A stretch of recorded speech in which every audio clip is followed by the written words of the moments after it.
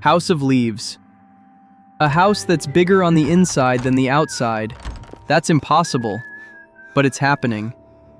In House of Leaves by Mark Z. Danielewski, a family moves into a house in Virginia. Everything's normal until a closet appears that wasn't there before. Then a hallway, then an entire labyrinth of impossible space. The father, Will Navidson, starts filming. His cameras capture rooms expanding, staircases descending into darkness, and something moving in the black. But the footage exists only in a manuscript written by a blind man named Zampano. And that manuscript is found by Johnny Truant, a young man who slowly loses his mind reading it. The book itself becomes unstable.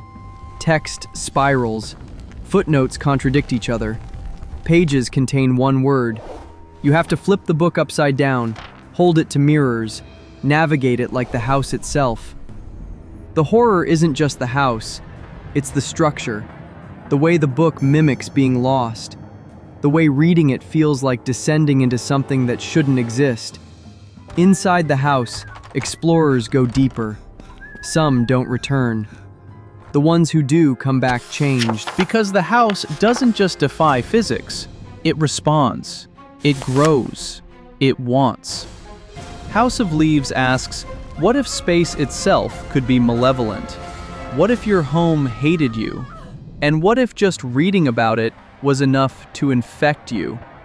It's not the scariest book on this list, but it's the one that stays with you differently, like a bruise you keep pressing. American Psycho.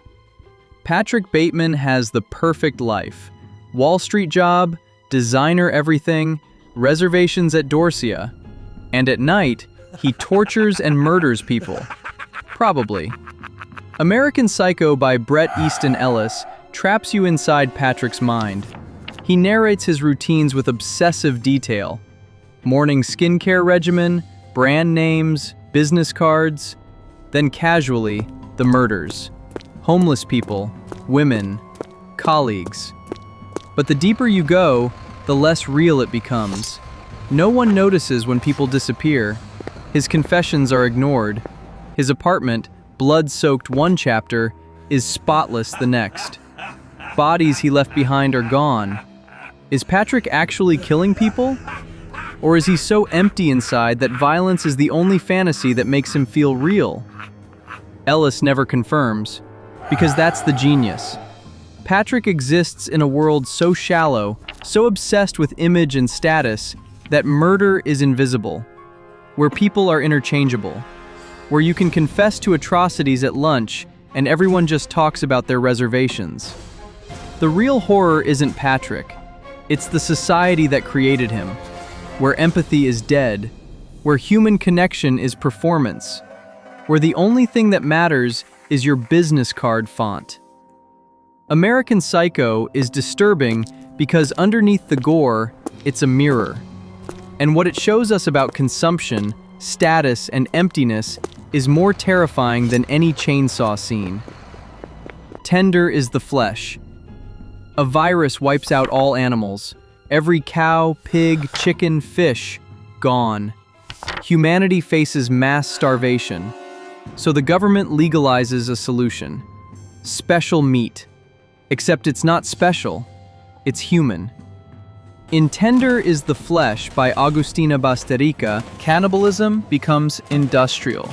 People are bred like livestock, called heads, kept in factories, slaughtered on conveyor belts. It's legal, marketed, normal.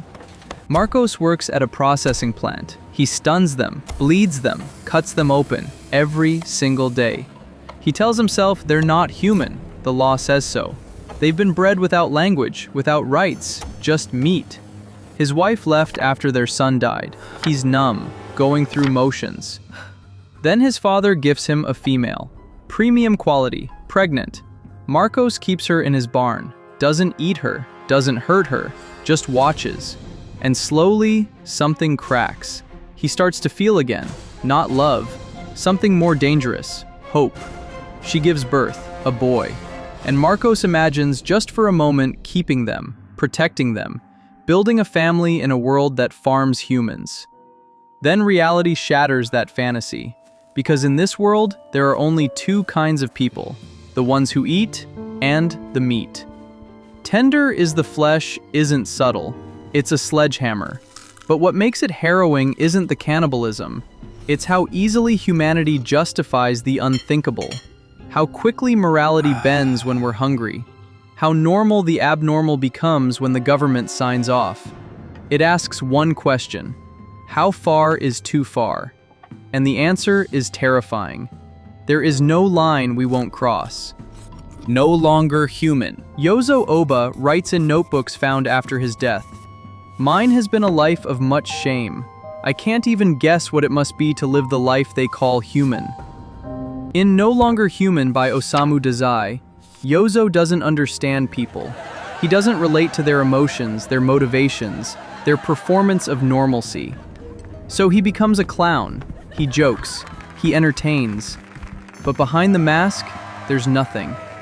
He grows up in a wealthy family but feels alien. He notices how adults lie, how kindness is theater, how morality is just another costume. So he puts on his own, the funny kid, the one who never takes anything seriously. In Tokyo, his mask starts cracking. He drinks, uses drugs, sleeps with strangers, tries to kill himself with a woman. She dies. He survives. The guilt hollows him out. He drifts between bars, rented rooms, meaningless relationships. Every person who offers love, he destroys. Not from cruelty, from inability. He can't love back, can't connect, can't feel human. By the end, he's institutionalized.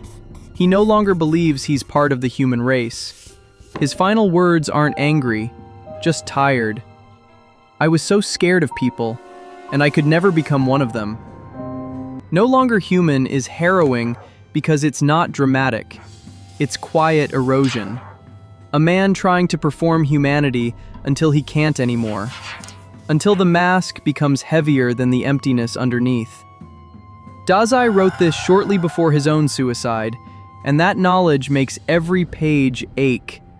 This isn't fiction, it's a confession. We need to talk about Kevin.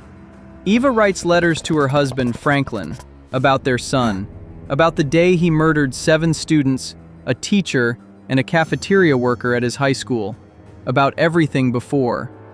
In We Need to Talk About Kevin by Lionel Shriver, Eva never wanted to be a mother. She had freedom, a career, a life. But Franklin wanted a family, so she had Kevin. And from birth, something was off. Kevin screamed for hours, wouldn't breastfeed, looked at her with cold, knowing eyes. As a toddler, he destroyed her study. As a child, he broke his sister's arm. And always he was two people, the charming son Franklin saw, and the monster Eva lived with. She tried everything: love, discipline, therapy. But Kevin didn't want connection. He wanted control, and he had it. Over Eva, over their family, over his own narrative. 2 days before his 16th birthday, Kevin locks Franklin and his sister in a room and kills them. Then he goes to school with a crossbow and murders 9 more people. The book is Eva's attempt to understand. Was it her fault? Was she a bad mother? Or was Kevin born without empathy? Shriver never answers, because that's not the question. The question is, how do you love someone who doesn't love back? Who sees affection as weakness? Who was born missing something fundamental? We Need to Talk About Kevin is every parent's nightmare. Not that something happens to your child, but that your child is the thing that happens. That all your love, all your effort means nothing. And you'll spend the rest of your life wondering if you could have stopped it. Tampa. She's a middle school teacher, 26, married to a cop, and she's hunting 8th grade boys. Tampa, by Alyssa Nutting, is narrated by Celeste Price. She's not confused, she's not broken. She's a predator who knows exactly what she wants. Teenage boys. Specifically, 14-year-olds. She spots Jack Patrick in her class. Blonde, athletic, perfect. So she grooms him, manipulates him, seduces him into a sexual relationship. And she tells you everything. First person, explicit, clinical. Celeste doesn't feel guilt. She feels inconvenience when things get complicated. When Jack starts developing emotions, wanting more than just sex, she gets bored. He's aging out. She starts eyeing the next one. She married a cop for cover, crafted the perfect image, soccer mom, dedicated teacher, and underneath, She's calculating every move like a chess game. When it falls apart, when Jack's parents discover the truth, Celeste doesn't break down. She pivots, plays victim, cries on cue, rewrites the narrative so she's the one who was seduced. What makes Tampa harrowing isn't the abuse, it's the voice. Nutting traps you inside a predator's mind. Celeste never apologizes, never reflects, never sees her victims as human. She justifies everything, makes herself the center of every story. This book doesn't want you to understand her. It wants you to recognize her, to see how predators think, how they operate, how they manipulate reality itself. And that's more disturbing than any graphic scene, because Celeste isn't rare, she's just honest. Blood Meridian. Cormac McCarthy took the American West and drowned it in blood. No heroes, no redemption, just war as religion. In Blood Meridian, a nameless kid, 14 years old, joins a gang of scalp hunters in 1850s Texas. They're paid to kill Apache raiders, but they don't stop there. They massacre Mexican villages, peaceful farmers, anyone. For scalps, for money, for sport. Leading them is Judge Holden, 7 feet tall, completely hairless, a genius in every language, every science, and a philosopher of violence.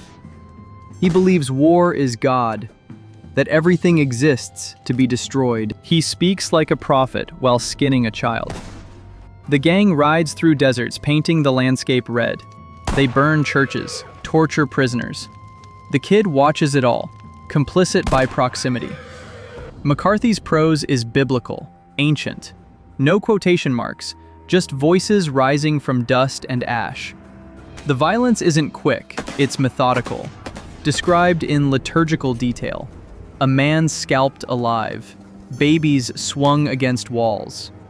It's relentless because McCarthy isn't making a point about war being bad. He's showing you what war actually is, a force of nature, indifferent and eternal.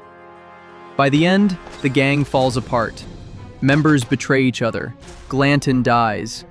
The kid becomes a man, still drifting. And decades later, he meets the judge again. Unchanged. Immortal. The judge says the kid failed because he still carried mercy, still hesitated. That night, the kid enters an outhouse. The judge is waiting. What happens isn't shown, just implied. Later, the judge dances naked in a saloon, declaring he will never die. Blood Meridian doesn't have a lesson, just a truth. Violence doesn't end, it just finds new disciples. And the judge, the embodiment of war itself, keeps dancing. Exquisite Corpse. In Exquisite Corpse, Andrew Compton is a British necrophile who fakes his death in prison, escapes in a body bag, and flees to New Orleans. He used to strangle young men, sleep with their corpses, dissect them like art projects. That was his normal.